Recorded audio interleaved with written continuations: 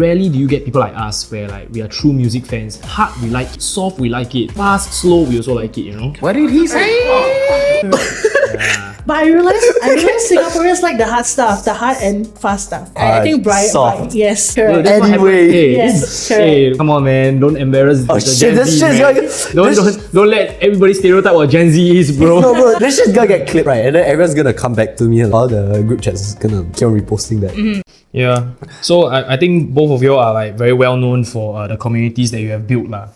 So while most people are focused on building their own personal brand, maybe for you it's like hybrid. But why do you feel like building community is like a thing? How did it all start? Maybe I think we can start with you first, because we kind of like started building this group thing about the same time, right? Correct. I believe that's the case. Yeah. So to be honest, I did that for my own selfish reasons. I was actually looking for attendees for We The Fest festival, which is held in Jakarta. So I was I wouldn't say desperate is the word, but I was just trying to look for a fresh group of people to just head over to Jakarta to party. And I didn't have an avenue to do so. So after knowing that Telegram, there's like groups, like nightlife groups that I can check with people, I actually spam a lot in Zoop. And that's the name of the club. No, because I was also the one that created the Zoop Telegram. Oh, okay, Yeah, that's quite funny. Okay, so I was spamming and checking if there's anyone who's keen. Somehow rather, not much responses. So I decided to just open like a side channel to just purely focus on festival groups because there wasn't much to begin with. So, but when I actually opened that group, right, I realized it opened a kind of other festival groups that I wasn't aware of. What you mean? Like there were Ultra Singapore. I wasn't even aware of that group until I opened my group.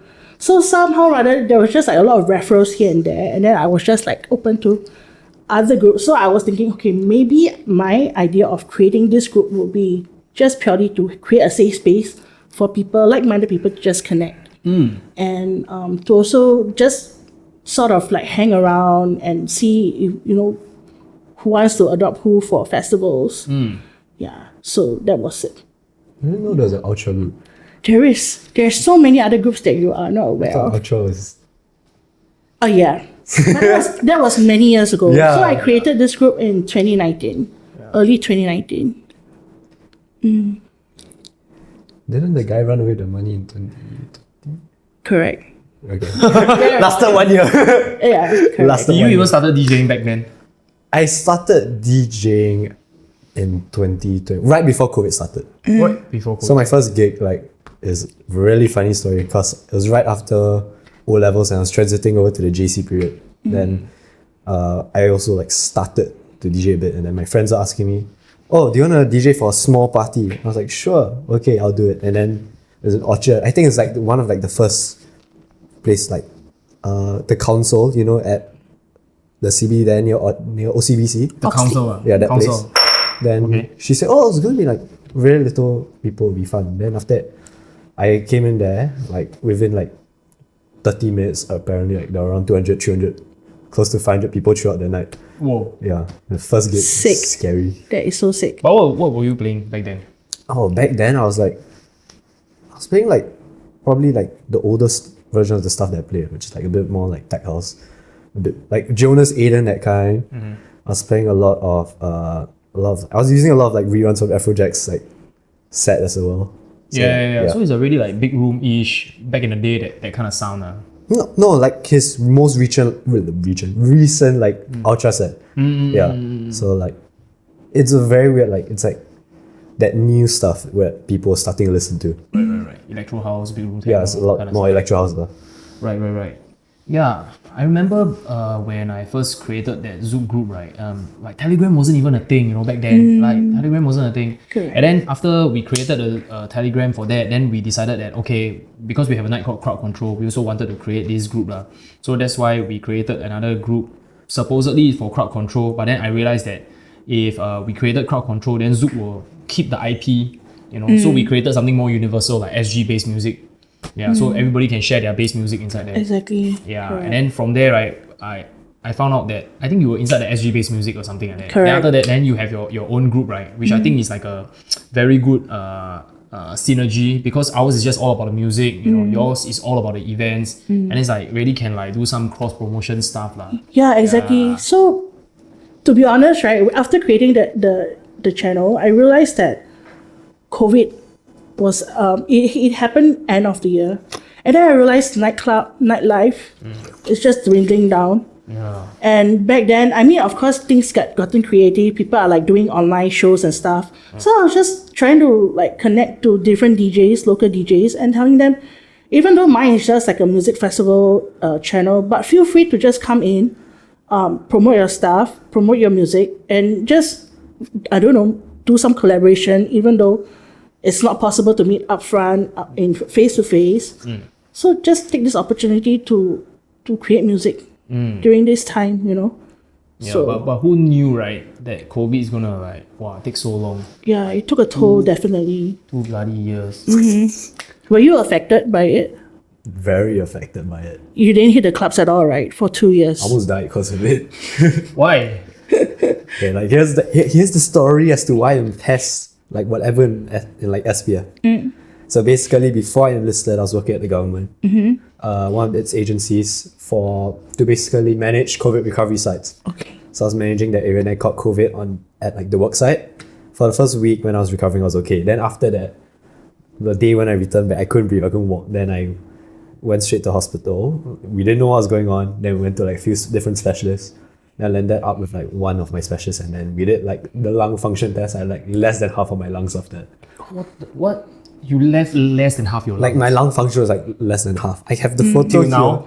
Now, okay, it's gotten much better, but I can feel like a limit. Because last time I used to be a sportsman also. So I played like national level football, Right. and all that kind of stuff. So I can like really run and not feel anything.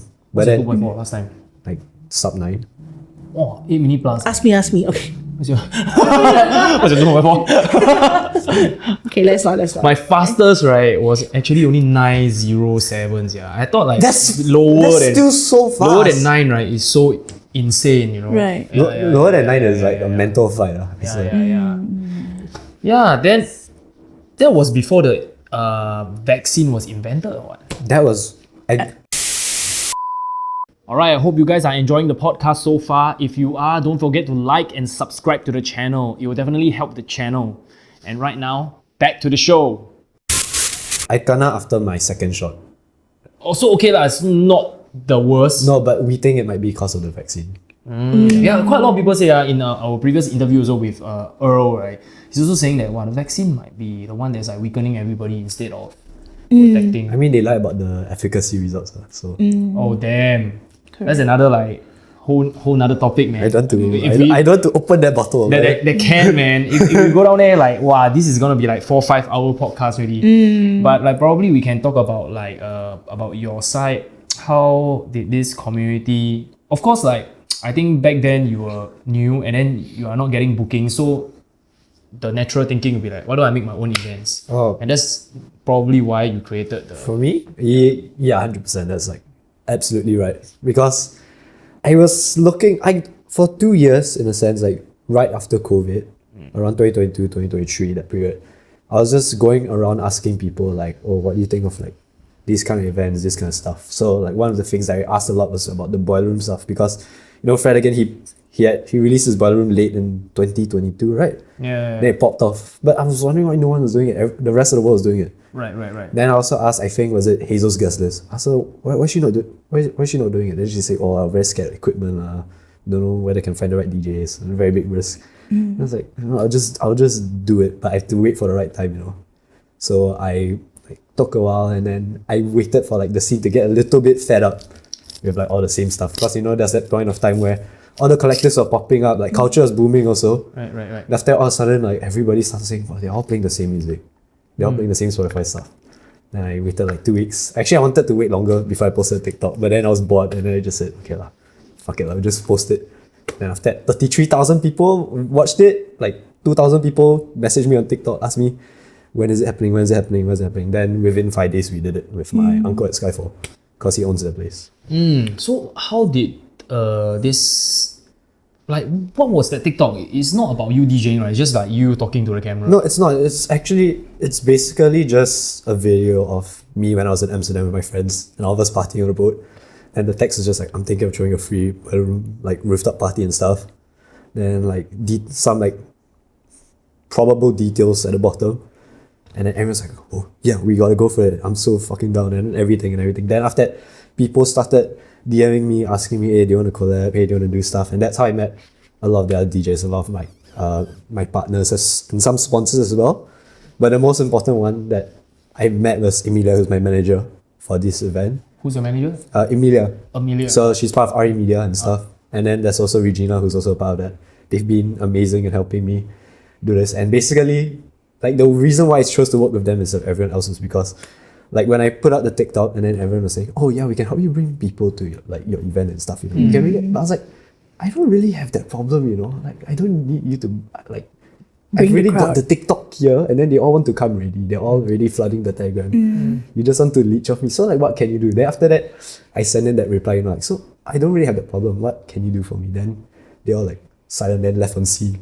But then Emilia, wow, she raised them. She got like her next text was, I got a list of 5 interested sponsors ready to work with you now. So that was like, so they can really bring it to the table. Yeah, but I don't think that's like such a dream scenario. Like every artist also want to post on TikTok, then boom, host a successful event. No, but like isn't this like a 1 out of 1,000 kind of thing? It definitely is luck, but then again, I wouldn't say it's luck because there's a lot of consideration just thinking about all the events and stuff. Because I mean, if you were to post I guess I'm waiting for someone else to like copy my I want them to copy my ballroom like idea, but no one's doing it. I don't know why.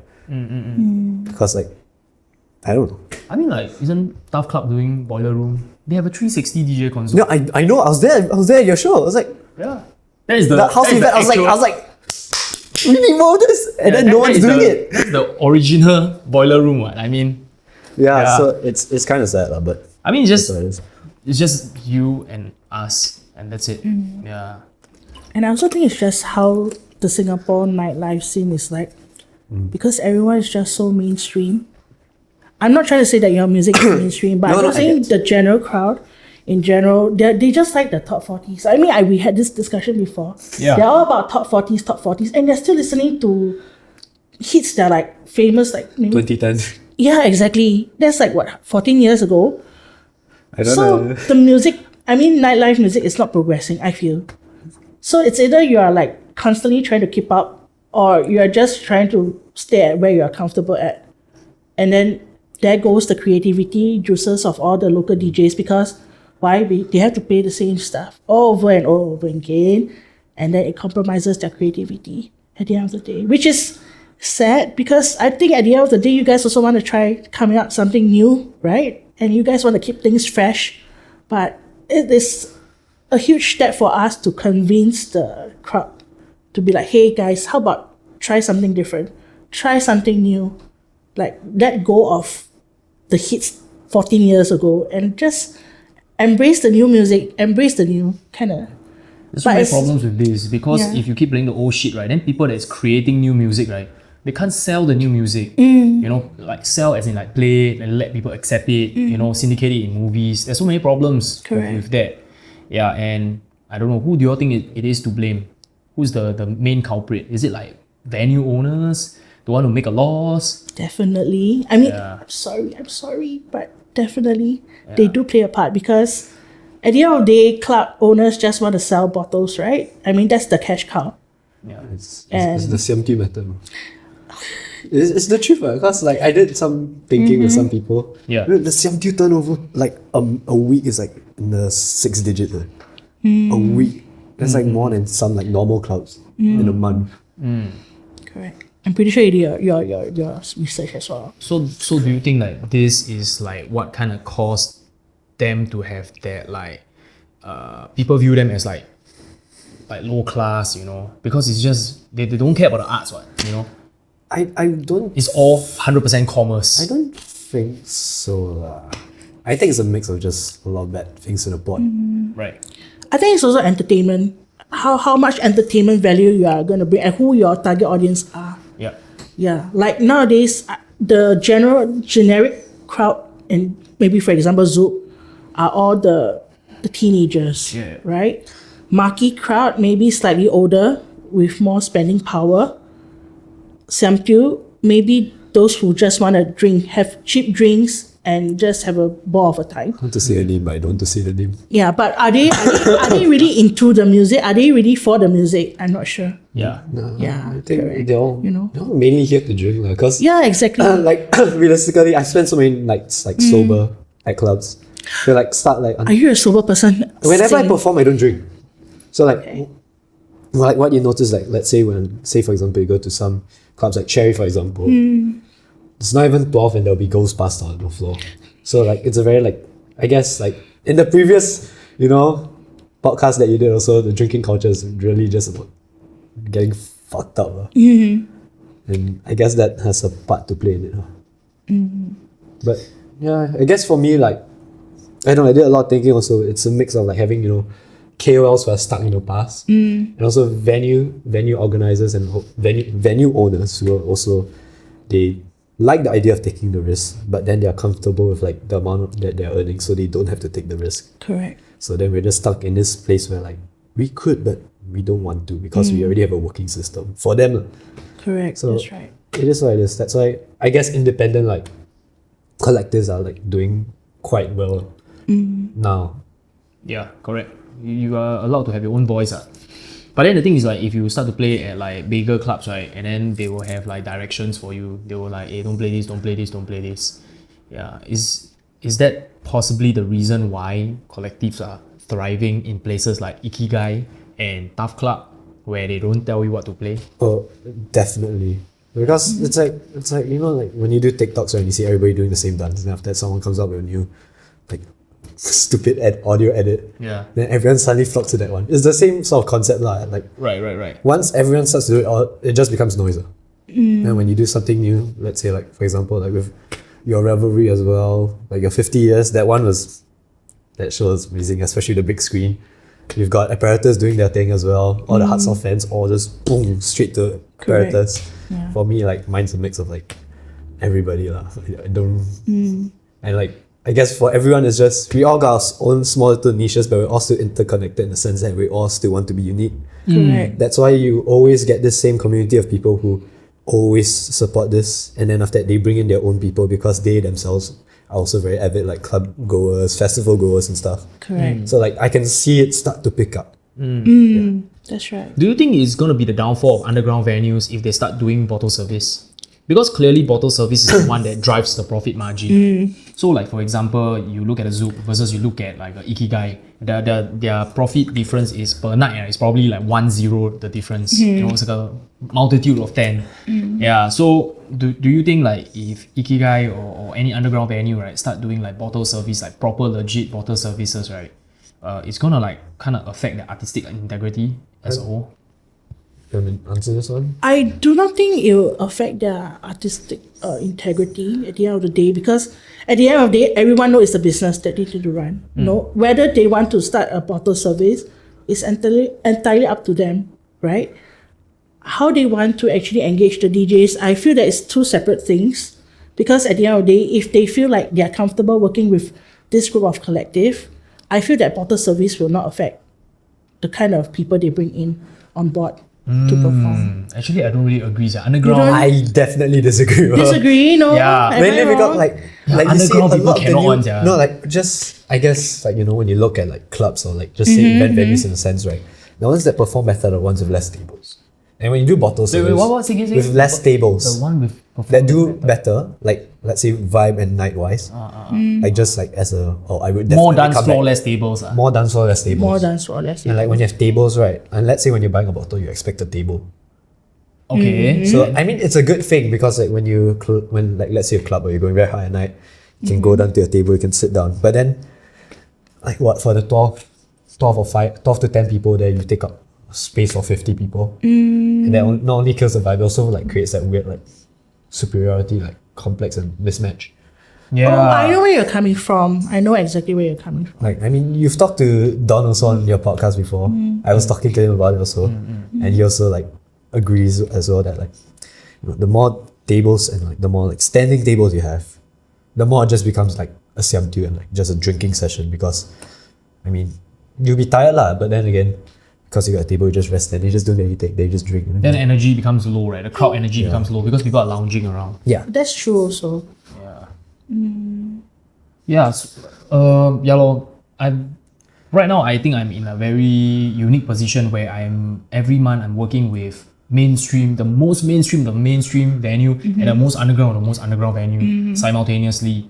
And I don't really know of anyone else that does that. And I really see like the difference in the dynamic and how they want to try to control their club and all that kind of thing, you know.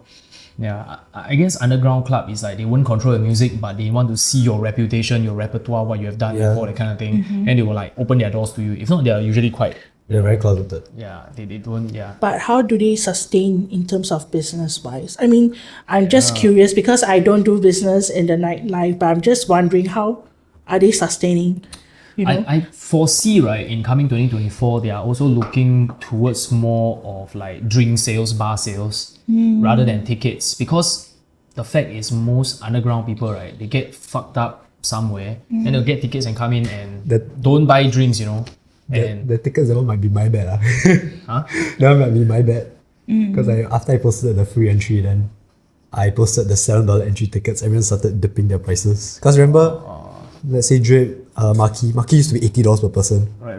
And then I remember after I put like $7 entry ticket because I said fuck it, why not? Then suddenly everyone like, huh? So cheap, how's he doing that? That's that. I remember we were competing with Culture and we were competing with was it Chambers at their Chambers is also a collective, right? yeah, but they are more like okay, there's like the different kinds of collectors. There's like the artist kinds of collectors and then there's the club kinds of collectors. The clubs kinds of like collectors are like basically, you know, those really popular in like secondary school, popular in like JC. Not that it's a bad thing, but it's a great thing. But then they all bond together, then they all bring people in. Basically a pyramid scheme. I'm not saying it's a bad thing, but it's like a social pyramid scheme. They bring everyone into this like venue, then they throw the night for the club. Then they get a cut of that. So it's basically a different marketing team or a different events management team. That, They outsource the marketing. yeah, so that's why they keep on using them because it looks like a different night. It's the same thing. Right. Okay. But do you feel that works though? It works. If it works for them, it works for them. For me, I'm mainly really just interested in doing my thing because my thing compared to theirs is completely separate. They when they go there, they go all for like the drinks and socializing. When people come for like my events, and not just say my events, their events as well, apparatus events. Everyone goes there for like the artists and like just the music because it's very clear as day lah. Like some of us we play unreleased music. For me, in my own sets, I play like 10 to like 12 tracks. They're just unreleased music and they will enjoy it. So it's just different consumer, different market. Do you think that ticket prices affect at all? Yes, It does. a lot. Because Like for example, $7 to $35, do you think there's a difference? Because I think that above 35 then it makes a difference. actually I cannot say that. I paid $70 to watch Skin on Saturday. Yeah. At door sale, Yeah. or pre-sale, door No, sale. door sale. Door sale 70, right? Because And no drinks, right? no drinks. No so drinks. Yeah. I realize underground venues can like price their, and then because people that go to underground venues are actual fans, right? Yeah, if you're like a normal Tom, Dick and Harry, you know, just wanna go down there, find girls, you probably wouldn't pay $70. You buy table. Maybe you buy table, but then they also don't know whether got table for you to buy, you know. Okay. Yeah. But yeah, ticket prices, man. I don't know. Do you think like it's like a big factor, or is it like you look at other shows happening in Singapore? That's like competition is more relevant than ticket pricing. You'd be better at this. But are you talking about like local DJs or guest DJs? Because I'm talking about like maybe yourself as a patron, right? Will you go somewhere just because of the price or because of the act or like the entertainment value? like for me personally as a consumer, I go personally for the act. Yeah. So in like the past 35 and to 40, me, same, right? 30, 40, same. Hello. Same. This really don't really matter. Correct. It doesn't really matter to me that much back then. I mean, if I'm much younger, I would say it matters because I'm still a student, blah, blah, yada, yada. But now that I'm an adult, I'm working adult, I think the price doesn't exactly matter as much Right. as opposed to when I'm much younger. And right now, but because now that I'm an adult, I'm doing things more intentionally. Right. As opposed to going to the clubs every Saturday, I'm more selective with the acts that I want to watch. Yeah. Yeah, which is why I feel that going for festivals is also a great idea because it's a bang for your buck. It's a buffet. It's a buffet, and then you are exposed to different genres, different acts, and you have a great time with your families. I mean, your away fam, so that's a bonus. Did you go Zuka? The past years, no. But It was intentional. it wasn't intentional. I really wanted to go for Zuka last year, just because for Fisher. This year? Fisher. For Fisher. I went for Fisher this year. Was it this year? Last year? This year. He was so good. This year, Fisher. Yeah, I was there. I Last took year. like 12 videos. No, sorry, last year. Last year. Okay. Sorry, I'm living in the past. Yeah, you're living in the past. Rebu. Yeah. Correct. Yeah, so Fisher was, I heard Fisher's set was really good. Regretted not going, but The chanting gang chants to can we have that conversation like later? Because I need to. Why don't we have it now? You might as well. You've got it off Stop on the it. tip of your tongue. Stop it! Honestly, okay, odd take. Like everyone hates it. I love it.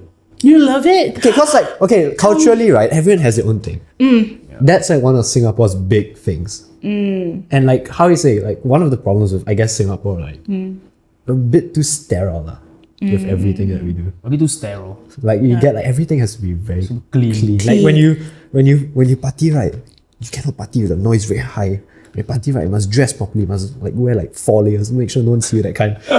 When you party, right, must make sure you don't Must dress like Harvey. must make sure you Sorry. Hey, Harvey's okay, man. Recently, he looked more and more gangster, man. I love it. I haven't seen him in a while. Yeah. The cat does wonders. Yeah, I was like really on the fence because last time when I was at Zouk, right, we were taught to stop it because it has like gang associations and by the management. And then I really is trying to like, cut down whenever they do it, right, we off the music and all that kind of thing. True. But then eventually, right, I look at Brazil, they have their ole, ole, ole, ole. Correct. Denmark, they have their own thing. It's like They Germany, got their own they have gang. They also thing. got their own gang chants. Yeah, but when we go down there, we thought it's cool, but maybe it's their own gang chant. No, it most definitely is. Probably, yeah. And then when we, when we come to Singapore, right, wow, Hardwell like them shook, when we the whole marquee doing the gang chant. But I do have to say when I do go for raves, right? You hear this gang chant like out of Singapore, those group of people are from Do you see Singapore. the Tomorrowland video? Oh my gosh, let's not. Do you Let's see not the go there. Tomorrowland video? Oh. I'll send it to you around. So let's just go in Singapore. No, in Tomorrowland in Antwerp. Then I think Titanium was playing there. Halfway through, she just. Then after that, all the DJs are like, "Hey, I know this. This one sounds a bit familiar." Then after that, everyone was completing the chant all on TikTok. Oh my gosh. Man, I think we can only be popular for the bad things, sadly. Do you think also Singapore's clubbing population is too little? I would say actually, if you think about it, Singapore's population is quite dense. We're one of the densest countries in the world. But then the thing is like, whenever there's transmission, right, half the planet is gone. Then you want to throw an event during the transmission week, right? Your event will probably be empty. Do you feel that the clubbing scene has shrunk to begin with? Because I feel that After COVID. it has. I'm too young to answer this question. Both of I us today. agree. Right. I mean, Patrick would have a better idea because he faces the crowd all the time. Yeah, probably because people learn that they don't need clubbing anymore in their lives. Yeah. But that could also be because clubbing to them is just drinking like a fucking dumbass. Yeah. I mean, that's unhealthy. Definitely very unhealthy. Yeah, which is why it gives rise to collectives like 5 to 10 p.m. I do not know. No, 5 to 10 p.m. is a sick one. I haven't been able to go. They, endorse the fact that you just need to party from 5 to 10 and next day go back to work. Are they doing it already? Yeah, They dude. have so many additional. They have one event, right, that is like outside this bar, right, and beside the bar is McDonald's. Oh, no. Guzman and Gomez. That's near my house. That's Serene Centre. It's near Botanic Gardens. So like, like the turn there, then got that one. So I was like partying halfway, okay, I want Guzman and Gomez. Then I eat the taco. You and were shit. there also? Yeah, I was there. Shit, I wanted to come. I was with Josh. I know Austin was there as well. A few of his friends. Okay. Yeah. Pretty unusual party, but I love it. And I've told club owners, right, for the longest time, right, why don't y'all make clubbing hours 8 to 2? Why does it have to be like 10 to 4? Correct. Or 10 to 6? Why can't it be like 8 to 2? Earlier. I spoke to this person from shit. Who the hell was it? Oh, damn, I forget already. Was it some VIP manager? I think maybe Jeremy Bala or something. He said that right, overseas clubbing, right, 8 to 2 a.m. right. Why they start clubbing at 8, right? Is because the club, right, all have their own lounges, which doubles as restaurants. So people eat already, then as they eat, then Just they transition to conveniently. drinking, then conveniently go to club, you know. Right. Yeah, the transition is very smooth. But ours is like we eat finish, okay, we go home first. Then after that we come out and pre-drink. You know, there's a lot of attrition, moments for attrition, you know. Very standard Singaporean, you know, them kiasu, them like kanchiong over everything. Go to the bridge and drink some free shit. Yeah. Like you know, before my last show, my last theatre, because I'm like quite close to everybody there. Then there was the group chat where everyone's like asking like, hey, so where you pre-drinking? Where you pre-drinking? Then after it was raining at 5, then everyone's having an emotional breakdown. Like, shit, the floor's gonna be wet. What do you do? What do you pre-drink? I cannot go in. I got this anxiety and shit. Then it's all the same. First world problems, I cannot relate. So maybe we can take another tangent on this. So you guys are always saying the importance of having dope artists, which is contrary to what most venue owners think. Yeah. So where do you all find dope artists? And maybe we can also recommend the venue owners places where they can find dope artists. And maybe what constitute to a dope artist? Places where they can find dope artists. Yeah. Like for example, you have an event and then you want to invite dope DJs. How do you find them? I mean, for us, it's like no-brainer, you know, it's like second nature because we are in the scene, you know. Right. Right, but for people that are not in the scene, how would you recommend them to like find dope artists? Oh my gosh, I have no idea to the answer. But to me, if I were really desperate to actually look for that artist and I would want him to perform for my venue, I will just I'll slide into his DM on his socials and ask if he's keen. But of course, it comes with a price, and that's if the business is willing to, you know. But how do you know that he's dope in the first place? So you just like have to listen to a lot of music. Wow. Or you scroll through SoundCloud or, you know. Oh, okay. Yeah. Oh no, how do I get... It's like for me, I always get to know new music from you guys. I mean, thanks to you guys, this is how I got to know my Okay, so source of apparently the music. secret to knowing dope new artists is revelry on air and Toska and Friends. Correct. This is the beatport of Singapore. I have my fair share of Shazams. You know, thanks Shazam. Yeah, that's how I got to ID all those tracks that I never knew. Yeah. And I thought those were cool, and I'm like, I want this guy in Singapore. Like recently, I was complaining to my friends, Artbat. I think I cannot remember if Monolink. I think Artbat is performing in Thailand and Bali. I was so angry because I wanted to be there, but I couldn't. So I was just like containing my anger in myself, and I mean it's something that I cannot help but just wonder like why can't they just make their way to Singapore? You know, is it because they have no marketability in Singapore? Nobody really listens to them, but they are good. You know, they're good stuff. Yeah. Yeah, Maybe people in Singapore don't even know them. exactly. It's the truth. It is the truth. Right. And like for example, one good analogy, right, is like vintage culture. You know, vintage culture is touring South and North America, and then per show he's getting 50 to 80,000. And He's a fucking Taylor Swift of Brazil, bro. yeah, but when he come to Singapore, nobody know anything, you know. And but then he's still gonna charge 50k to 80k, and probably very little people gonna show up. The club cannot really market him, you know. So, but he's not willing to cut his fees, what? Just because of Singapore, people don't know him. Correct. He still can travel everywhere else, which gives rise to even more people don't know him. You know, it's really the chicken and the egg problem. Yeah. Maybe that's what I think that's what Singapore's trying to fix, I guess. But I mean like tourism wise that's why you see now, or maybe like from tomorrow onwards, all the concerts are just being whacked out at National Stadium. Coldplay who else? Honestly I haven't been keeping track because I won't be here. Bruno Mars. Mars, Taylor Swift. Swift. I know there's the one is it the K-pop? I can't remember. My friend will kill me. Oh, IU, is it? Yeah. IU? No, yesterday. Gabriel. Gabriel, do you know? No. Okay. Yeah, but like there's all these like acts because they want to bring in a new dimension to their, I feel like, their tourism budget, because I feel, you know, a lot of people, like I asked a lot of my friends who also come in here to Singapore, they be like, oh yeah, Singapore is cool, but I've seen all of this before. Yeah. So then like there's that, and then like that doesn't really give Singapore a reason. Like doesn't really make Singapore a reason to be stopped by lah. Yeah. It's just there. And so I guess there's so many new acts. But then again, right, when you bring in the new acts, right, they're the independent or the small. Like what's like really like fucked up and messed up I see is that they can push this level of support to all like the big acts, all the internationally proven ones. A tier. But then like let's say we've got all these promising like local like artists who are like proven internationally. Like Mern is a very good example. Bro's fucking playing Countdown at like Neon Countdown and stuff. Neon Countdown, And then here he's like, Yeah. it's like a bit sad. But then again, like if I were him, like I'd be happy because I have a place where I feel loved, and I will obviously go over to that place lah. Yeah. Keep on going back over to that place. So sad lah. I get, but it's just a cycle lah. Like the only way I see it being fixed is if the KOLs are changed, But KOLs. like the key opinion leaders lah. Like you know how. Right, because KOL is very confusing because now influencers give themselves a new name called KOL. And they are not opinion leaders, dude. They don't have an opinion. My manager would kill me, but like, oh my god, like influencers or something else. I will work with this one influencer brand as a sponsor. They didn't even want to give me an influencer package because they said I don't have enough followers, but it's my event, and I bring in all the influencers for them.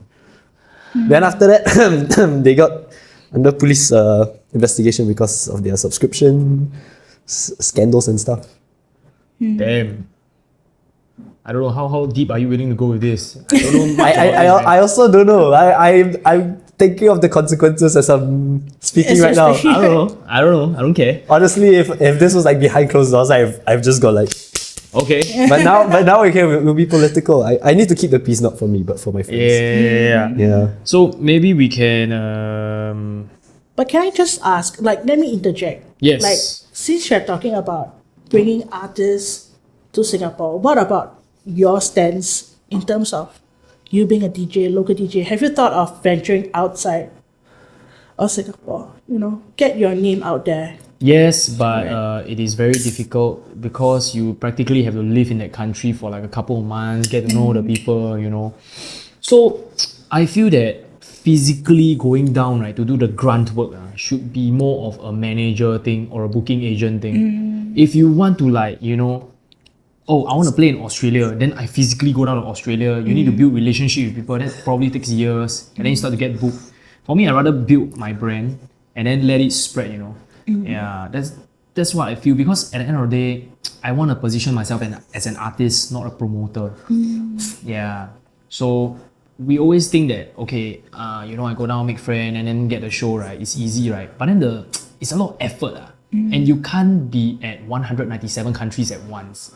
But you know what can be at all the countries at once? Your music and your product. Correct. Yeah. So that's what I always tell people that believe in face-to-face. Didn't COVID teach you guys something? There's something called Microsoft Teams, man. God damn it. Yeah. How do you use Microsoft Teams? I don't even know how to use it. Yeah, when you corporate work, you need Microsoft Teams, you need Zoom, you need FaceTime, everything. They Correct. want whatever, you must do whatever. I mean, NS, they're pushing Microsoft Teams, but even my regulars don't want to use it. Well, I mean, when it comes for your DJ gig, you will figure out. Yeah, I know they stalk me, so please don't cancel me. Have you done any actually, like online gigs? I did a few for Gemstar. Like during the when he was doing the reviving clubbing thing Right. at the studio. Right. Honestly, it was quite cool, his setup. Because he's got his own like studios, he's got his own equipment and stuff. Then the way he programs the green screen, it's really, really quite cool. Have you thought of doing your own? Now that you have your own show? Yes, but then like it's like it's like DJing like out in like really unique places. It will work for if you have a certain audience. But I like a lot of ideas I have, I want to implement, but there's no point in me doing because I don't have that audience yet and I'm not at that stage. So then I'm better off like focusing on, let's say, the grunt work or just waiting for the next opportunity. And then after that, I start catapulting lah. Right. I think timing is very important. Then maybe you can share with us your secret sauce for your sold out shows. Every single Toska and Friends is packed. Being artistic and like being like amazing at what you do is just, I say 10%. Like luck is a fucking big factor, man. If I wasn't lucky, right, I probably could music with my friend already. No. Genuinely. Damn it, remind me don't play Ban Luck with these guys during Chinese New Year. No. Like when I like, you know, like, I've lost every single silver paper stone in my life. Especially in NS, you know, like whenever like I have to like copy my colleague to do something, right? Out of like the 8 times throughout our 2-year like bond with NS, I've lost all 8 times. Scissors, paper, stone. See? Oh shit! I cannot do this kind of thing. Let me try scissors, paper, stone. Scissors, paper, stone. Oh shit! What the fuck? That's why. Give a shot, give No, a that's shot. Give a shot, give a shot. Okay, go. This is paper stone. Okay. Oh! Hold it, First Red time, Bull. first time. Breakthrough, Hey, Red Bull give you wings, man! Breakthrough. That's like, I cannot play drinking games now. I played one drinking game once, right? Vomited. That's why already, I know already, your luck, right, all focus on one point. Toska and Friends. All the luck, right? I on put all your my skill everywhere. points into the bottom area, so the you rest do of one. the points are like gone. Yeah, but I guess another big factor is media, right? I guess they've been very instrumental in the sense of promoting it through word of mouth, in a sense. Yeah, how does word of mouth work when it is... It works through the right people, that's the thing. Okay, example. Like let's say, right, if you give it to let's say I need like a person. Let's say if you have an event, right? Then give it to someone who's like a really big fan of yours. Okay. But then like they're the kind like, oh, like the is it the sound? I don't know how to pronounce a TikTok using like the Sal's feed or who commented on my thing saying, oh yeah, he's great until he played Starlight by Martin Garrix. So she's always at HQ and stuff. And she was one of the few people from your TikTok. Like those kind of people will support you, but then they'll gatekeep you. They'll gatekeep you. Yeah. So like for me and like what I think they did on their end was that because we invite a lot of their KOLs and their influencers as well. They're around my age. So what happens is that these influencers are like not very attractive to a lot of people. Not just in like the the look sense. I mean some of them really are. And some of them are also just just enigmatic like personalities.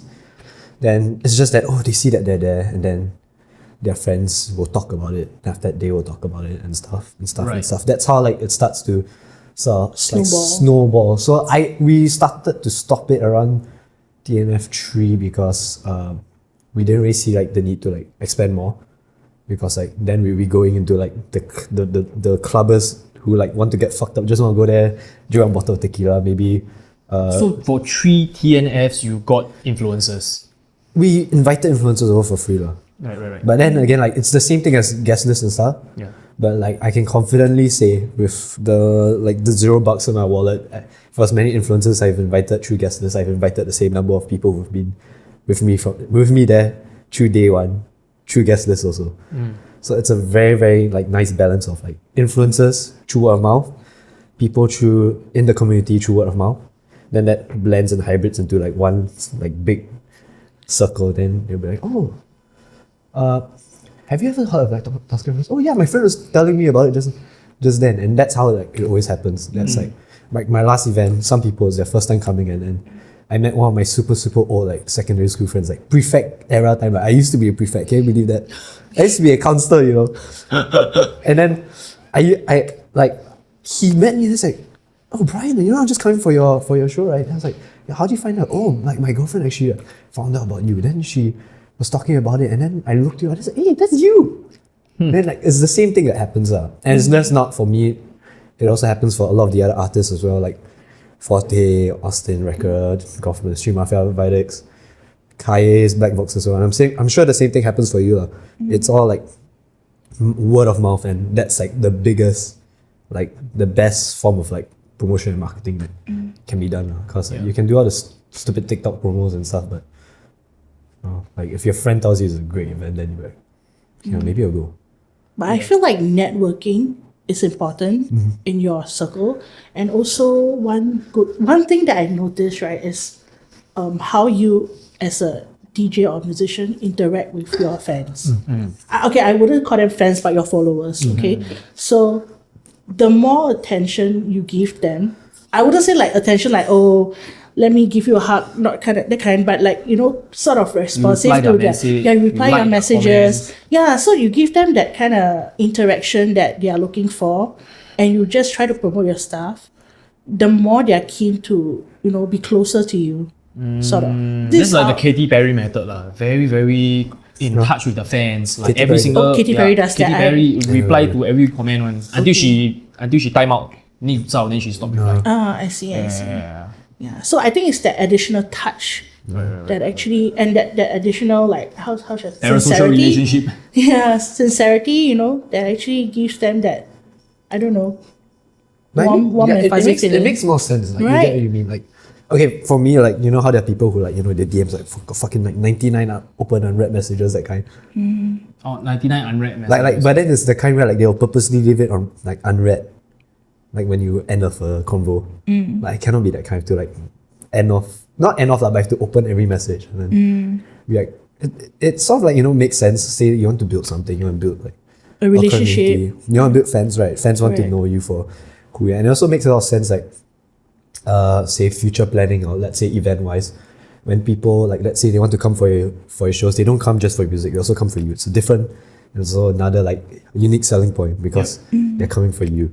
So that's also a very like important aspect for me lah. Right. Then when leading up to the event, right? Wow, is there like a mountain of workload for you? For me, Or like Remedia take care of everything? no, actually I take care of a lot of stuff Yeah. also. But then Media helps me with a lot of stuff like money. They help me take care because in SPF I know a lot to take care of money. But then for me, I help to. I guess for me, right, it's like that one. I don't know. If long ago, COVID times, there's this one like female not even insurance. What's it called? The investment banker or something. She was doing all the trading stuff. Then she's like, "Oh, you take care of your losses, your wins will come automatically." One, I thought it was bullshit. But then I was like taking care of all like the sore points, like equipment damage lah, what happened, pricing lah, how to bring people in, how to take care of them. I settled all these points. Then the good things just naturally came. So it's for me, I take care of a lot of like the bad aspects of music and just holding the event. Because I also take up a lot of risk. And I put my name out there to just prove it to everyone. And I guess it's great that it worked out for everyone lah, because they deserve it lah. But do you think it's important to put yourself out there? Because I feel that there are some artists who are still, I wouldn't say pretty closeted, but they're like half in, half out. I feel like I'm in the half in, half out. You're in half in, half out. Because like if you look at my Spotify and look at what I play, right? Like if you look at my future reels, you see like dubstep and bass house, and then my music's like electro like indie electric and stuff. It's like very hard to like, how you say, put myself into Singapore, and I tried because it's just not really a place for people like me in a sense. It's not really my style. Their styles are like very brash, very hard. Like what I also started to realize is that if you play house at 135, right, Singaporeans will start to understand. You should try. You should try. We playing it at 140. It is like they find like a lot of things. I was like thinking, Singaporeans a big country where everything must do very quickly. Everything must be. No, very actually, rushed. it comes to another point that I'm trying to point out, right? Yeah. Is that does it affect, right, what kind of music we like based on the allowed substance that we can consume per country? Sounds like a drug, bro. Yeah, that I mean, dude, I don't Brought me to really that. I don't really take pills and alcohol. My choice of drug is suffering. So My choice of drug is constant debt, yeah. crushing. Yeah, so, because I guess in Singapore, all sorts of drugs are prohibited. So all you can do is drink alcohol, and alcohol makes you more aggro. Right? The other day, Jax T was here from US, right? And then he's like, wow, why so aggro on the music? Back in San Fran, it's like vibes and chill. Like chill. It's like, because all y'all down there smoking weed, what? So the thinking is different. So do you think that really constitute largely what producers are making because of the consumables? Because honestly, right, you see, normal people is like, they're just like ordinarily, they get swayed very easily by the media or whatever. Rarely do you get people like us where like we are true music fans. Hard, we like it. Soft, we like it. Fast, slow, we also like it, Correct. But I realized Singaporeans like the hard stuff, the hard and fast stuff. Yeah. right? I Hard, think Bryan, soft. yes, Dude, correct. that's what happened. Anyway. Hey, Yes, hey, come on, man! Don't embarrass. Oh the shit, Gen this Z, shit's man. gonna Don't let everybody stereotype what Gen Z is, bro. No, bro, this shit's gonna get clipped, right? And then everyone's gonna come back to me and like all the group chats is gonna keep on reposting that. Well, Wait, sorry. What you were saying? No, it's just an observation. Everyone just like the hard and fast stuff. For me, I feel it's that like cause it's like a lot of lifestyle influence. lah.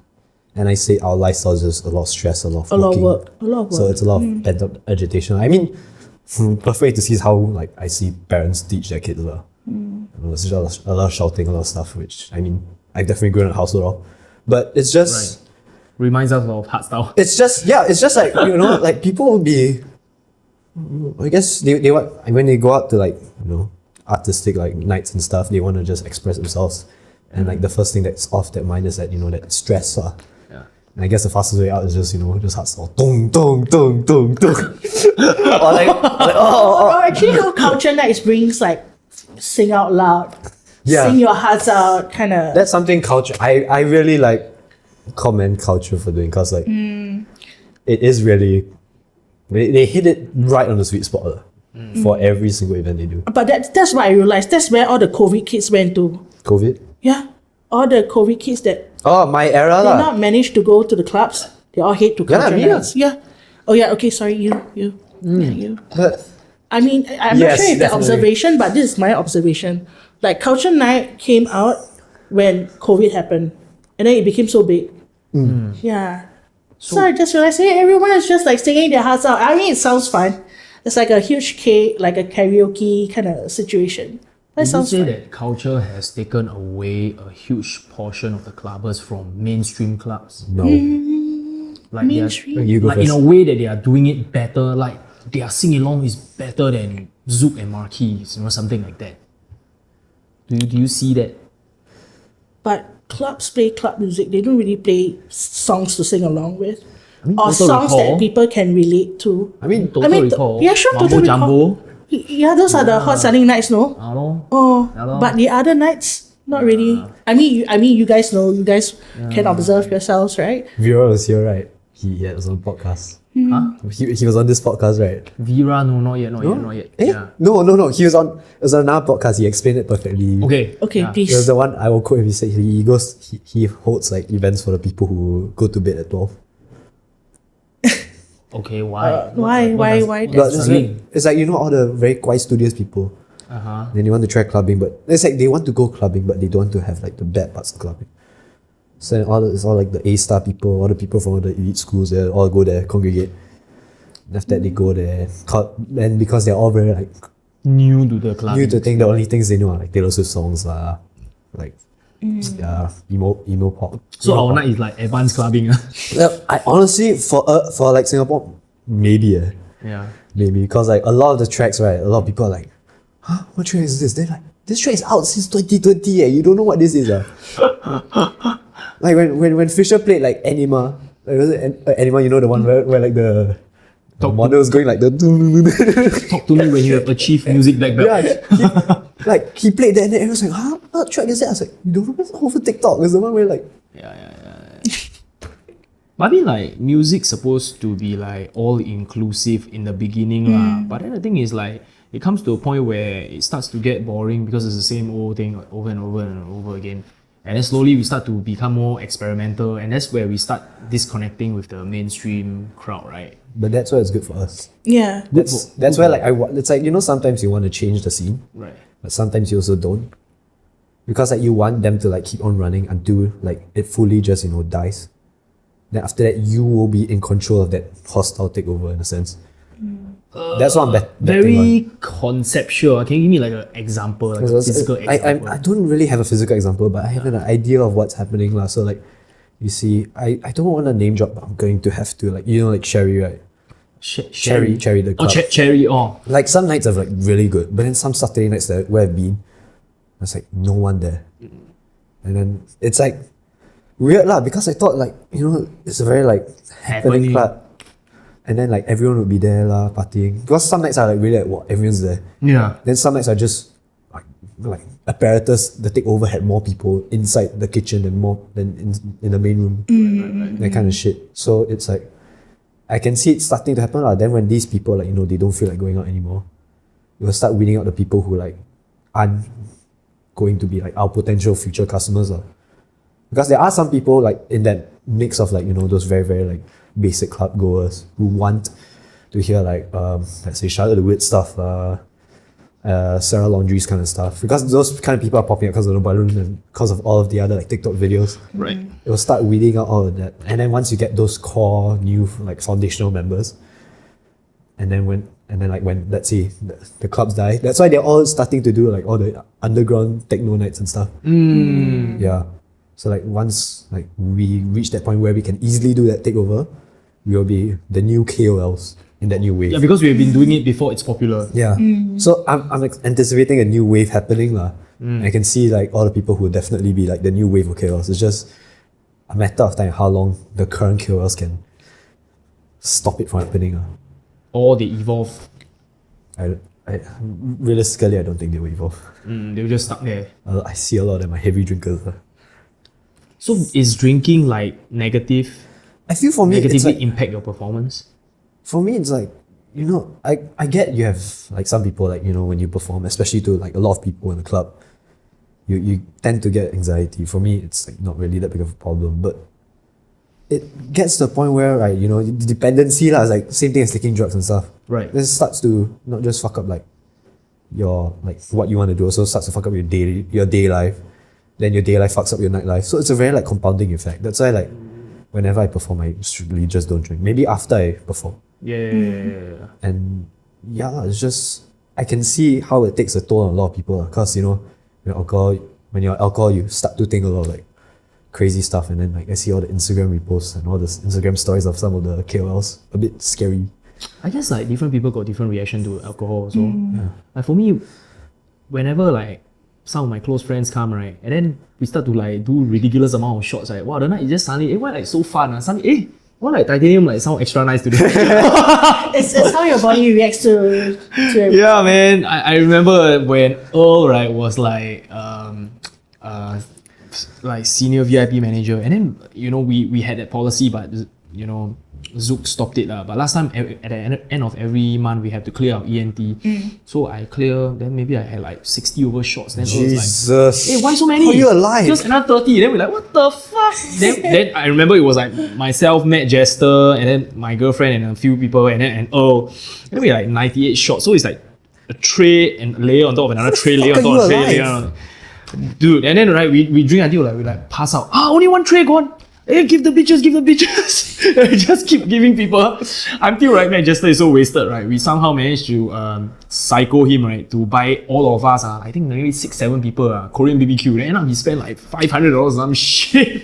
Yeah, that's the way. That's the way. Yeah. So I highly recommend this, man. Once every few months, but Going I drinking think with your friends and then like peer pressuring them into buying it. yeah, but like I think long run, like next day, then you cannot wake up to formulate your big plan. Then it kind of slows you down. So and especially those people that like to drunk text, not recommended Yeah, I like to scold people on Insta story or this kind of thing. Yes, I see a lot of that. All those people tag yourself in the comment section. You should be ashamed of yourself.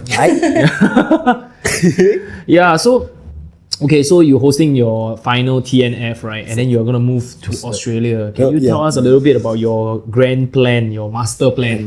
What is the idea? So many Singaporeans go to Australia. I remember when Zook sent me to Australia one time, right? They sent you to Australia? Yeah, to DJ. And then when I go down there, I'm like, hey, I don't know if you guys know me or not, but I'm from Zook, Singapore. Everybody, oh shit! Everybody knows. And I'm like, okay, fuck. Everybody Singaporean is like 80% of the club. Yeah. There's a Zook in Australia. No, it's Alhambra Club. It is a club, right, by the pier. And I have never been to a winter country, right? So it was like that tail end of Australia winter country. it was a tail end of like a cold season already lah. Oh yeah. I didn't know like got 4 seasons there. Wait, where is this? I thought They do have 4 seasons. fucking Melbourne or something. Melbourne, right? Yes. Yes. But I think it's really good. the club closed down already. Oh, Yeah, I correct me if I'm wrong, people in the comment section.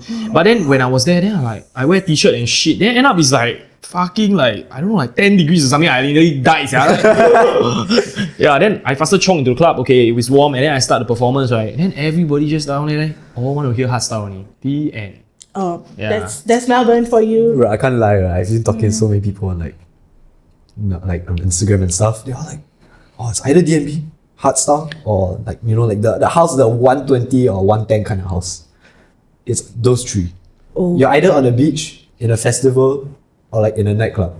There's like those three, and then those three have like very distinct, different kinds of music. And it's a little up my alley. So yeah, that the other time, right, when I was randomly doing a tour manager for Emma Hewitt, the trance singer, and she was from Australia, but now she's living in Miami. She said that I cannot be part of the Australian scene anymore because Australia is just bang bang bang all night long, and only at US, right, where you can produce vibey stuff and people can enjoy it. Yeah, so she doing trance music, she just felt like there's no future there for her in Australia, So I don't know, maybe if you want to do house music, maybe not viable there. It's because they just want bang bang. I think now because got that one like Australian DJ in Sydney, he's killing it. He's like doing like boat parties, all like the very like bougie all the you see all the girls are all holding one glass of champagne or like white dresses, that kind. Basically like the all white party that they have in Hazel's Guest List lah. Like he's killing it, and it's just like real 120, 110 kind of house, the kind where like you just sway, move, and he's doing like really well. So I think it's like there like Australia for me and what like a lot of like the people before me have told me about is that it's a very great transitory place To where? International. to wherever you want to go. So like for me, I still want to end up in Europe because like it's like where everyone else is, and I've also talked to a lot of people. Why not US though?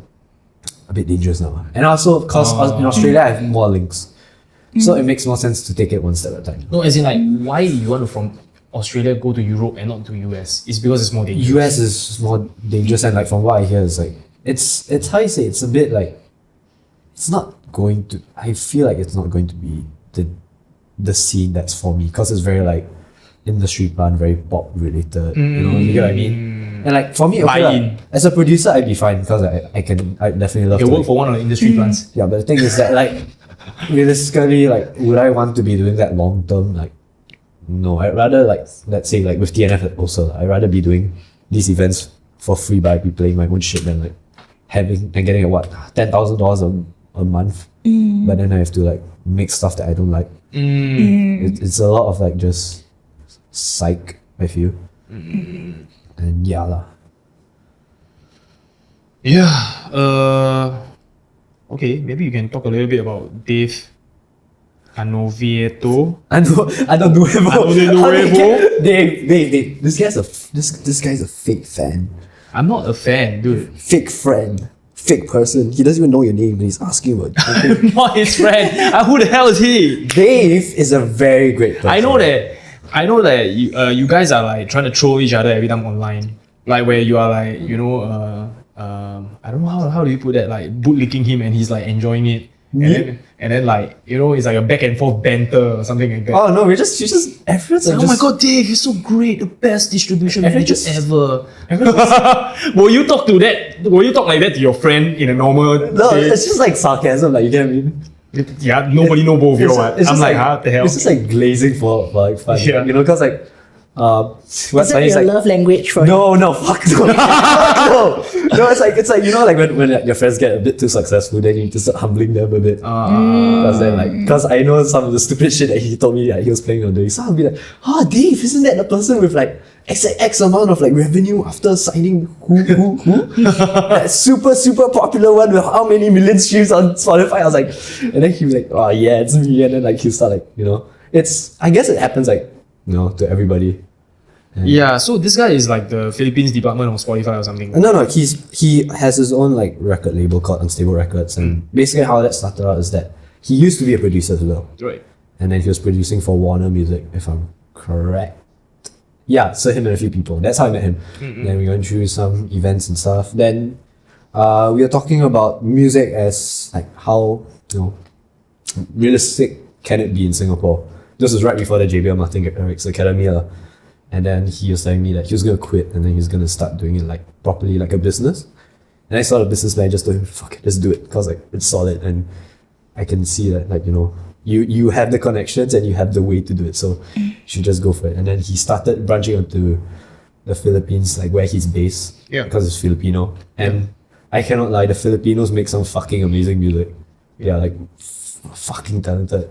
Right. And then he just started picking them all out one by one by one by one by one by one. And then suddenly he became like the Orchard, which is like the subsidiary of like, it's like Sony's DistroKid. He became the Orchard. No, like he became like one of Orchard's like biggest like clientele. Oh. So then now he's like a really like, he's like a main priority for them. And now he's like bringing like big artists that like are like, you know, like on the kind where like they're the head of like each like editorial playlist, that kind. I mean, I've also been, thanks to him, I've also been helped in the way where like I've also been on front page of Apple because of him, because of like the connections and stuff. So like he's been really great at unraveling like independent artists, giving them a really, really more than fair share of their cut of what they do, and letting them do their own thing because he trusts what they do. And yeah, I mean, like he's had, you know, some fair fights and some like, you know, unfair fights with some people because, you know, music, money, a lot of things. It's bound to happen lah. But for what he's achieved in, I'd say like almost a year, it's like fucking hell, that is crazy. Because like he went from like unknown to like a really, really big priority for Sony, which is great for him. I'm proud of him. But he's no longer a producer lah. He's still on and off producers lah. But the thing is, like he doesn't. I think he's got like PTSD from it lah. From producing lah. Yeah, because like, I mean, there are a lot of stories, you know. I mean, producing is such a lonely journey, you know. Most of the time you're just at home alone, and then, you know, and most of the time you're gonna make something that's not gonna work. Yeah, which is why I find it's great that like when you make music, it's the same like doing events. Like it's great to have people around you, because like for me, like especially like when I was doing my last show on Friday, like I was tired as fuck, but I was feeding off the energy that everyone's getting. And I think that's like how, you know, music should be done, just feeding off each other's energy. That's right. Yeah. Yeah, and yeah, I guess that's also why it kind of like pushed me towards like the more business side. Like, you know, producing music is tough. Doing business is also tough. But then at least when you do business, right, you're like still at least facing people. Yeah. You know? But when you do music, it's like, wow, really most of the time you're just alone and you're producing. Unless you're like having like a collaborator.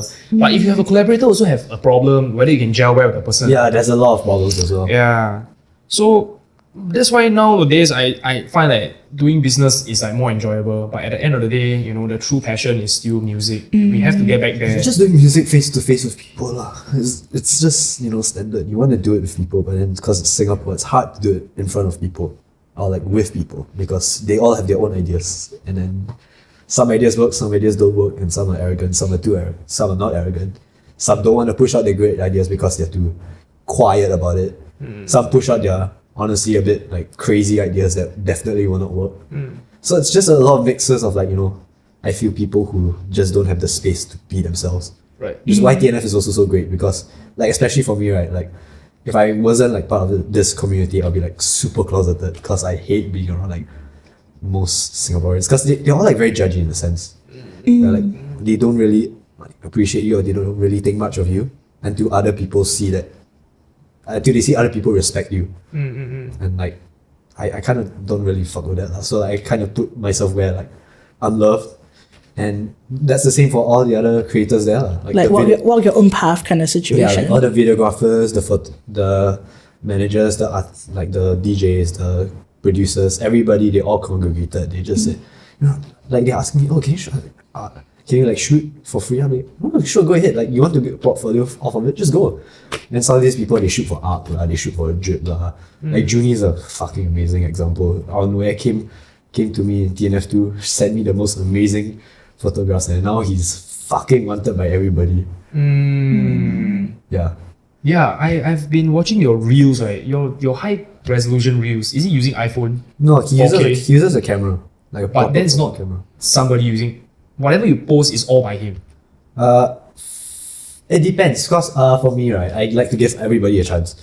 So like in my life, I think I've only, including TNF, I've only hired 5 people. And then so for them, right, I just let them do it in their own style. So you can tell that some of the styles are very different. You can tell like Tash, Prof Cam, his style is like much more different to like Benjamin's, who I gave him a shot in the end of 3. And it's also very different to David's or Junie's, because like they all have their own style. Junie likes a lot of movement.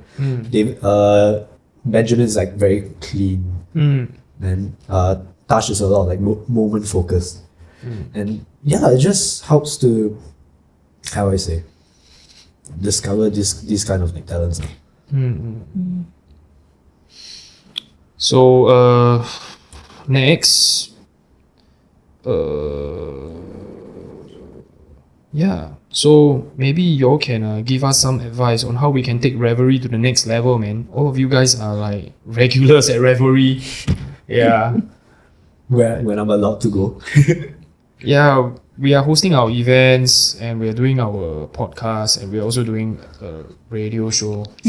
Yeah, but I don't know, man. You should go first. You're an OG. I'm very new. I'm the OG. I've only been like in the music scene for 3 years. What do you see that some people are doing? Like A State of Trance is like a good example, but then people like Matt Decent, Block Party also kind of like faded. I can tell that it's getting go out of Singapore. I will still tell my friends who are DJing, right?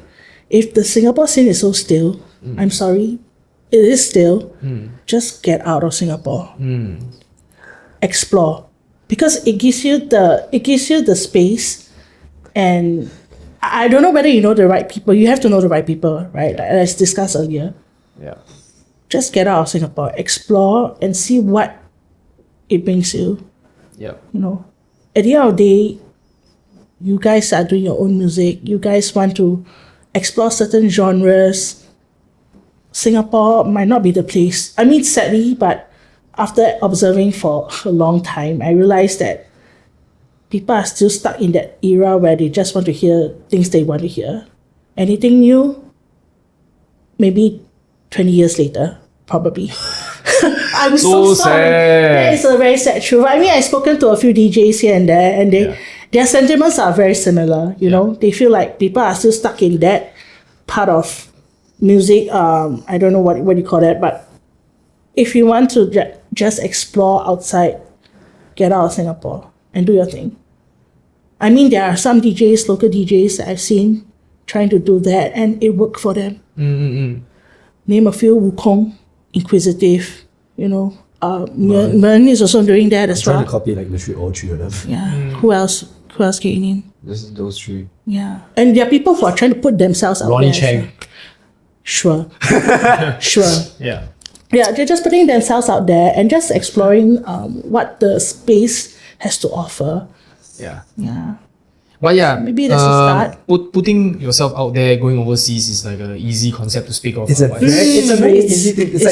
It's like like saying, oh, just go for tuition. Like, you confirm skull straight. After you go for tuition, right, you end up, hey, how can your grades go lower? It's like a very big risk. I mean, it's like one of those things that, you cannot skip steps in between. And I feel like what's best for like you, and I guess best for everybody who wants to do music, wants to have like a level of success in music, is just do the things that are, I'd say, worth it for you. Because like for me, right, like how fucking like sian and how fucking like painful it is to see. I'm like doing my own shows. I sell out everybody. I sell like all the shows, like 200, 400 tickets kind. And after that, still nobody wants to book me. And after that, some random people like let's say SMU, they just get like drip DJs. They just become drip DJs. They just become cherry DJs. They just become up 11 DJs, and then it just like breaks your heart a bit lah. But then like again, like don't get. It's like it's painful lah, but don't get sucked into the notion that like what's good for everyone else is good for you lah. That's Just true. keep So doing what you feel is good and what you know will take off, and just keep being you lah. In a sense, that's what my manager always tells me, because I've always had like a lot of breakdowns over it, because like it's honestly like very frustrating. Yeah. It is, especially in the music And I in think Singapore. for like revelry in a sense, right? Like you guys are starting to find like, that groove. I think if you just keep on going, it's a lot about consistency. That's true. It's like two important things, consistency and doing the right things at the right time consistently. And once you got those two mixed up, the opportunities and like everything will follow. I think it's just having faith in the time. Yeah, I think in Singapore, right, you gotta be one of two. You either are very good at following instructions, then you get booked, Yeah. or the rest of the world think you dope. Yeah. Then Singapore will be like, oh, clap for you. Standard. Yeah. US say you good, okay, you good. But you good? No, not good enough. US must think you good. Yeah. Europe must think you good, you know? Yeah. Yeah. So another one, right, is that right now, how hard is it to monetize music? You know, monetizing music is mainly just through gigs, right? You can't really monetize through music anymore. Is that true? I guess, okay, there's lots of ways to monetize that, because like, as a musician right now, you're basically evolving into a full-time creator across everything. Like, I mean, evidently now, like, we are talking in a fucking podcast and we are an event collective. Yeah. And we actually introduce music, but how come we're doing podcasts? It's a lot of like different aspects that you can delve into. And it's also like retrospective to each of your fans. For me personally, as someone who wants to like make music and put out that music and perform, because I love performing, the cycle is as follows. You make music to get heard. Once you get heard because of the music, you play your music. And once people appreciate that music, you use that money that you earn from playing the music to invest back into making more music. And then that cycle continues until it snowballs. So then the playing music, it will start increasing from small level gigs to clubs, to festivals, to mega festivals, to your own shows and all that kind of stuff. And that can like be accelerated by how clean your audience is, or like how focused your audience is, and how focused your gig is. Because let's say if you do like a gig that's all about you, right, then the exposure that you get and the love that you get for your craft will be 10 times as good than like, let's say, a 10,000 people club of like a 1,000 people club that are listening to your music but go to the club because of the club but not for you. Yeah. That's most of the case, right? Yeah. People go to the club because of the club. Yeah. Yeah, because right now, right, you're looking at like Spotify retrenching so many people, you know, and the cut that they give you is like an all-time low. So monetization through music directly might not be the thing anymore in future. Music is really just about getting eyeballs to you. The streaming model is gonna die eventually. I don't know what the next one is, but it's definitely gonna die, because if you've got people like, let's say, realistically, average one stream is I think 0.03 cents. So then to get like, let's say $1,000, you need 300,000 monthly streams. And then that's before like the taxes, the label cuts, whatever. Yeah. And usually labels are like, I got one friend who tried to get me into a record label deal. I think it was 80% they take.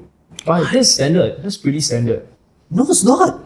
Yeah. A lot of record labels is 80%. You know? 80%? No, but that's a lot How of is that the fair? scam record labels, the one with the 15, 20,000 followers were all bots. No lah, you look at your major record label, all 80% on. I mean, but those are like worthy investments, because those record labels actually have like fans that can pull you into a nice. It's like, like you go to Stamp, right? Like my friend Megan, she got signed to Stamp, and she's getting all the opportunities to work with great people. Like she just had a track with Nusby. She just had like she's getting so many collabs, so much recognition from people who actually mean a lot to the industry, mean a lot to like the community. So like I would happily give my 80% off, but to like some random label that will just do nothing, do no promo, you do all the work, they'll give you a stock photo for cover art. Something that can't promise you your future per se. Yeah, it's not a worthy investment. You're better off like releasing that on like DistroKid, because you get an actual better like realization of like where your actual real fans are. Because I can safely say that for a lot of artists and for a lot of record labels, their streams are botted. Definitely botted. Even I can see some of my streams are botted. And I hate it, because like I want to see like authentic engagement, but then I see like, suddenly it gets into this playlist and all the monthly listeners shoot up for one day. After that, it's just gone. Yeah, but that is their business, man. The way the record labels make money is through like views, right? through streams. That's how they make their cut, right? I guess it's still a bit puzzling to me because you have to pay to get this number of streams, but it's more expensive to pay for this number of streams. So I think they're paying for like the numbers, Right. so that it shows that they're reputable, Right. Then you can sell the artist and get a cut from there. so they can leech off the artists. Yeah. I guess it's also like for every 100 artists, there's only one Rich Brian. And the Rich Brian will make all the money so that they can have enough money to feed all the other artists. Yeah. No, I is that don't how it think works, I though? don't think it's how they feed. I think it's how they attract all the other artists. Maybe also Because- like that. A lot of like contracts, they have a payout clause where they say, oh, you have to have a minimum earning of 200 euros or 200 pounds or $200 each month before you can collect. So basically, right, like what they do is like, like it's basically a pyramid scheme. You make music, 1,000. Let's say you get 10 tracks in 1 month, that's what, $30, $60 per person. And then you just rack it up by like what? 120, 200, 300 artists over the year.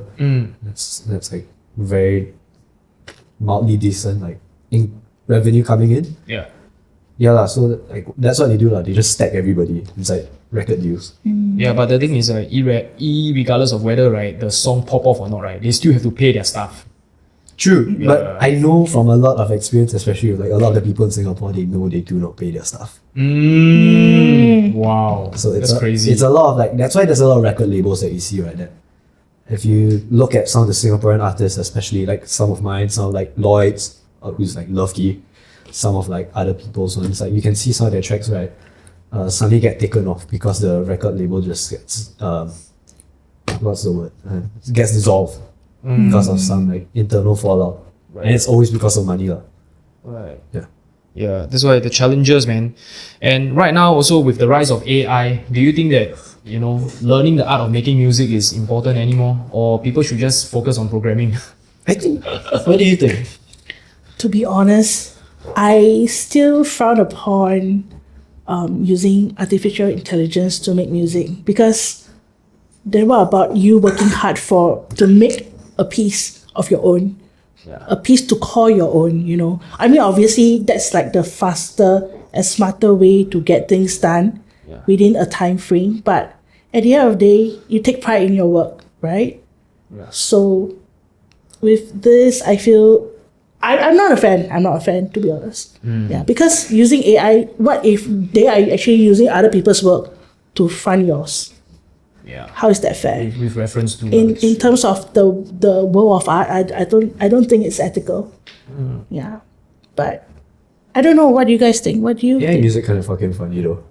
yeah, You know the Toad singing "My Heart Will Go On." like what, Kermit. No, can I play it for you? That shit is I so think fucking. probably cannot. We have to cut it.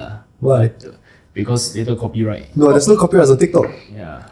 Toad, But I don't have to say, right, I have to give props to TikTok for introducing music. yeah. I mean, now it's the TikTok era, right? Everyone's just streaming on TikTok, and sometimes I just get to know new music through TikTok. Yeah. Yeah, 15 seconds is all we need to find out new Yeah, music. there's a lot of like polarizing views, because like at the end of the day, we also say that people just like to hear the same shit over and over again. Right? But it's also because of TikTok that people are hearing the same shit over and over again. That's true. Yeah. That's true. That's the thing, because the other day I got like, a couple of friends that work for TikTok, and then they came to my night and then they were like, wow, why they all like the same shit? I said, is it the TikTok algorithm? Could it be? It might be though, because now it's like trending the throwback stuff, right? Yeah. But the TikTok algorithm is like, I've also talked, because at Amsterdam when we did the academy, I've also like talked to the people part of TikTok, like the head of like TikTok. So their algorithm is like, they don't do anything to the algorithm. It's just purely like consumer driven. So it's sometimes like like It's a human. you got to remember that you're human. Sometimes there's ways where you want to remember stuff lah. Yeah. all the throwback stuff. Yeah. Yeah, and another thing that we can talk about, right, is music festivals versus clubs. So yeah, man, what do y'all think? Because I feel like in Singapore, like we say that the clubbing scene is dying, but I feel like the music festival scene is growing. I've only been to one festival, so I cannot. Oh, which music festival have you been Only to? Music out this year Oh, for free. how was the? I mean, you guys will know what I I mean, I'm definitely not the only one with free tickets, you know. Yeah. But how's the experience so far for you? Not worth $298. Not worth at all, you feel? Definitely not Okay, worth what it. makes a festival worth it? Is it because of the lineup or is it because of the crowd? I'm not sure. You have to go. Dude, you're I like only- Brian hot take, man. You. I like, okay, like, I feel like a festival is only worth it because of like the lineup and the whole vibe.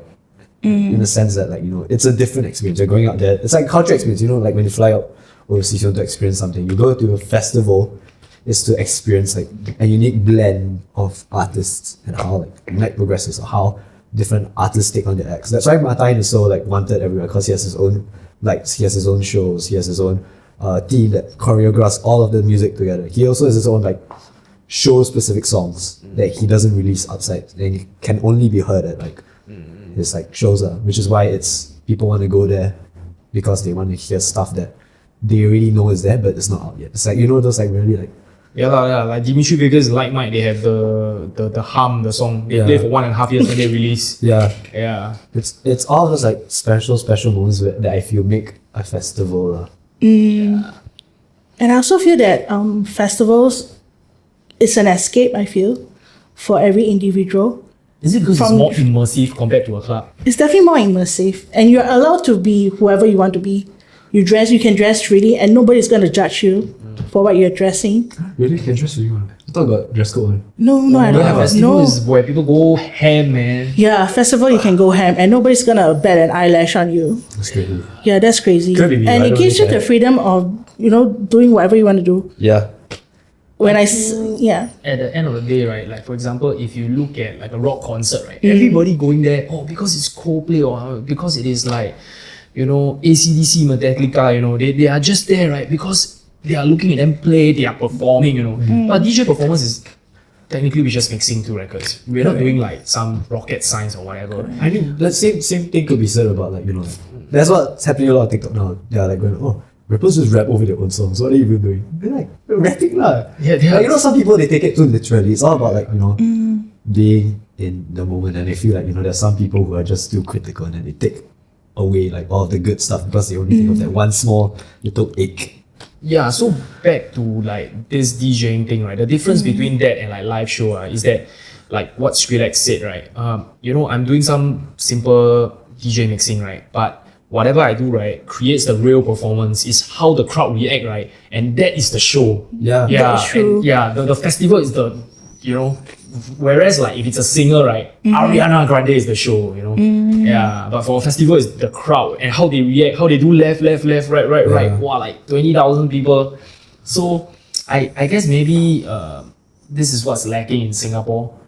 That kind of makes it feel like it's not worth it to party here, maybe. No, that's why Bollywood should just fucking go ahead. Like, they're so easy to do and so fucking fun. Like, the crowd carries the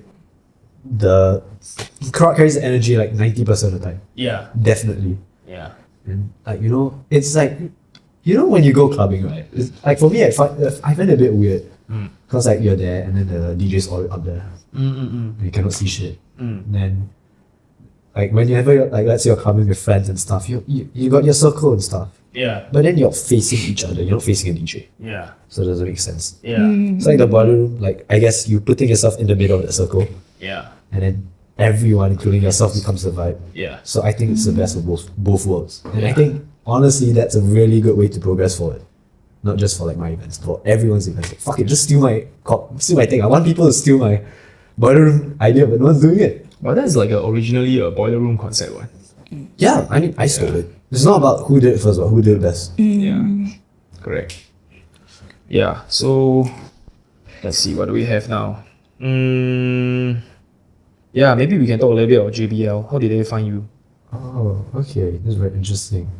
How I found out about How the they find JBL you? Academy. Oh, how you found Basically, them? there was an invite, a global invite, and then they were specifically looking for more people in Asia Right.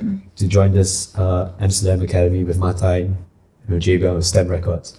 And my friend Lloyd, he said, I'm too young for this. I found this on Jade Russell's profile. You want to go apply? I was like, fuck it, why not? I mean, like, Jay Rashid is promoting for JBL Academy. I don't know. I think she was, or I think she was just like, oh, nothing, right? You know, I never know this kind of things. I don't want to go into that, and like I will never know. But yeah, so I just applied. Then I forgot about it. But I remember very distinctively they asked about your portfolio, and another very critical component is that they asked for one reason why this academy will change your life, or why you want to be part of this academy. And I said that I've got no other way to progress forward because everyone is also like gate-capped, so landlocked, and there's no other way to do it. And then they were sifting like I've talked to like JBL managers in Europe after, and they said, oh, you're picking a lot of people who are like that, who have like that promise, and also like had that problem because they wanted to like pick them, give them a little bit of that push so that they can, you know, excel for it's like a little bit of like, you know, that investment lah. So I submitted the application. I forgot about it. Then in February, I got the sketchiest scam-looking email. Cause like they put down this entire like, you know, the Martin Garrix banner, everything on there. Congratulations, Brian, you've won, blah, blah, blah, blah. Make sure you da da da da. But then the quality is like what, 48p. I couldn't see some of the words. Then, but like I only knew it was real because like suddenly I got added to all the Instagram groups. Alright. All the other people like, hey, I heard you got in. I was like, who the fuck are you? And after that, then we all slowly one by one started to get to know each other. And we flew over to Amsterdam in late March, and then fuck me, it changed my life.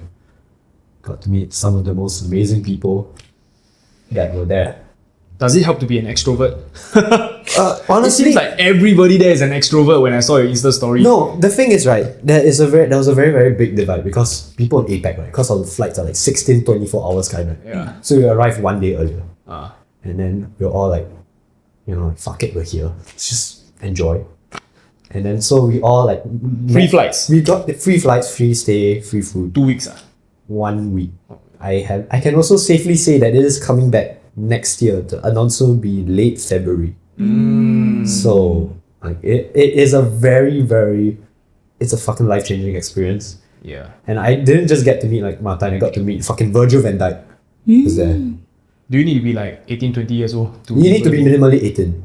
No, as in like you cannot be too old to go in. No, there's some people who are like 28, 30. RefM. It's a Yeah. It's your time. Hey, we cannot relate lah. I'm way older than for them they're looking for I think 4 different kinds: singers, producers, songwriters, and I think DJs. These 4 I think. Yep. So if you fall under the branch of any of those, you should apply because it's not just that the stuff that they teach you. It's mainly more like the connection because like a lot of my friends, I found out like I met some amazing people, like some people in the late stage of their career, like Sharon Kwan, she's a really great friend. Fucking found out she's like JJ Lin's apprentice. She's 3rd place in The Voice of China. Then she's in a late stage, and then she like, you know, learning a lot from these kind of people, learning a lot from people who are like also in the same spots as you, also have the same feelings about life as you, but in different stages. It's like a really great way to properly like understand where your path flow can be and how it can easily change. And when you've got the support of like a big brand like Harman and JBL, with like the resources to like, you know, really just say, we trust you, just go ahead, do what you want to do because we trust you and we've seen what you can do. It is really like, it's really amazing. It's really something that a lot of people need. Yeah, this is what I also understand. If there's something that you are truly passionate about, find people who are passionate with the same thing. The same thing. People who are succeeded, ask them how do they do it. Know the know-hows. Know what are their failures. How can we learn from them? And this is how you actually grow. So I believe. Yeah. Congrats, man. Thank you. Yeah. So maybe we can like conclude this by like each of y'all stating like what is like the most important life lesson that you have experienced that you know change your worldview lah. I mean, this probably is the beginning We're of your so life. deep, yeah. I mean, we are already here. We are at this point, you know. We are not even talking about music anymore. You know, it's really that's about, true. yeah. We were like open format, man. Open for We're like 40 are gender fluid. Yeah.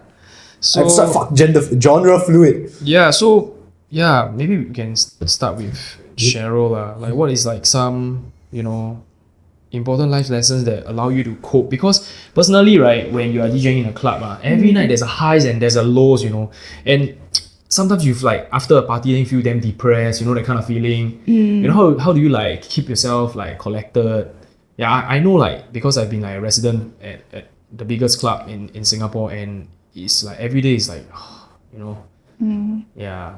So I don't know, man. Like for you, what are some stuff that we can Take away, right? Yeah. I mean, as cliche as I want to say, health is wealth. You know. Yes. I mean, you guys especially can for relate. party and clubbing. Yeah, especially. because once you fuck it up, you cannot go back to your original state. Yeah. So I think it's good to take care of your body and listen to your body. I feel that's very important. Any tips for like touring DJs, no? Because you tour and then like, wow, the time zone is like really damn fucked up. I remember I asked Marin this, and then he said that, right, develop the ability to sleep while sitting up. Because you're gonna be on a plane most of the time. Smart, But the kind of person like in secondary school, you know those people, right? They wear the bags, then they train on you. Oh, Oh, that's a skill. I don't understand how you do. Then when the stock comes, they just walk out. It's scary. crazy, yeah. But I feel like hydration is important. Hydration and rest. These two are the most important. Hydration, the right fluids. Yes, hydration with the Agua. right fluids, exactly. Yeah. And also, I feel like you guys should just continue taking risks also. Risk. Yeah, risk. No, I mean, not off the health Not topic. risk. Not risk, not Risk. risk. Yeah, like take the courage to just be fearless. Yeah. Take the risk and do things that you love, I feel. Because we are so concerned about what society wants us to do that sometimes we just forget what we want. What And we the comforts of want. our 9 to 5, the monthly incomes, we are Yeah. too comfortable with that until we don't have to make a jump. That's right. Yeah, that is scary. Yeah. Like live the life you want. Don't let life live you. I straight up forgot the Whoa, question. Really. whoa. This The sounds question like, is like, this what sounds is like a drinking session, you know? Yeah. Halfway through, you're talking about like some fucking stupid shit. I Something miss her, so man. deep. I might text her later. But yeah, I mean, for you, what are like some strategies you have learned that managed to prevent you from being a degen? Oh fuck, being a DJ. Honestly, I don't know. I don't really think I'm that much. Everyone thinks I'm a DJ, but I'm not. No, you're not. That's don't- why. What's your secret? I don't go clubbing. I don't know. I guess Maybe like having a low-key- consistent life. low key, I've been like exposed to a lot of different kinds of things, like on very extremes ends as well. And like Can you I give guess us some examples, like super extreme things? I don't feel comfortable. Some 'cause illegal shit. I don't feel comfortable because Okay. some of them still stalk me, and I don't want to give Okay. them that People lah. criminals. But yeah lah. It's Alright, you are police anyway. no, it's not related in really? any way or form to that. It's just Okay. it's like I guess it's definitely who you surround yourself with, and Yeah. trying to understand why you do anything before you get into it. It applies to everything, like business, getting to a job, like just how you lead your life, understanding the choices that you make, and then just accepting the consequences if you do. It starts from within. Like be intentional with what you want to do. Yeah, I mean, then isn't that the point of life? Like you have to be intentional with what you do. Like you're just very, just going with the flow, not understanding what you're doing. And once you come to that sudden realization, you're like fucking 40. And you're like, fuck, I should have done this right. Like, bro, I think, right, I will lose my mind. Like, I've told my friends a lot of this because, like, honestly, health scare is like quite scary.